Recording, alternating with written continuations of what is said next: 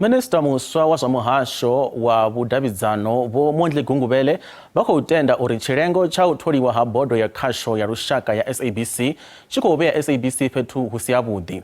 Fhedzi naho zwo ralo vha ri vha na fulufhelo uri u tholiwa ha bodo ya SABC zwi ḓo khunyeledziwa hu si kale hu itela u thivhela masiandoitwa a zwa masheleni ane a nga vha hone.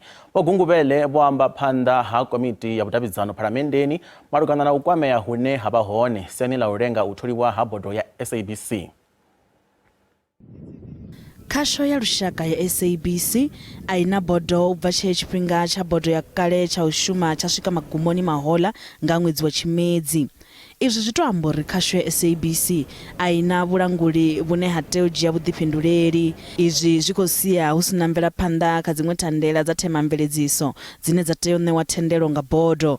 Mushumo wa tshifhinga tshilapfu une wa tea u itwa nga vhorakontraka na hu khou kwamea nahone wo to ima dzere.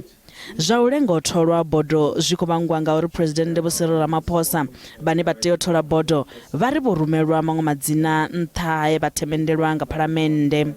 Tshilengo tsha President ndi tshone tsho swikisaho kha uri vha iswe khothe ya ndayotewa nga vha media monitoring. Vho-Gungubele vha ri tshiimo tsha zwa masheleni kha SABC tshi kha tshiimo tshi si tshavhuḓi nga ṅwambo wa u lenga u tholwa bodo. What is at stake being that financial sustainability of the SABC, the ability of the institution to deliver on its mandate, and the institutions incurring massive financial losses.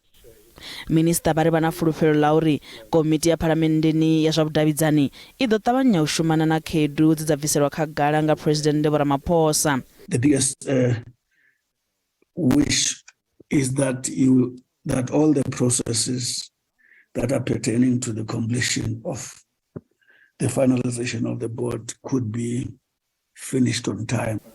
Vari vha ḓo ita na u dalela zwiimiswa zwi kwameaho u thetshelesa khaedu dzine dza vha hone phanḓa musi vha tshi bvisela khagala pulane dzavho dza u shuma.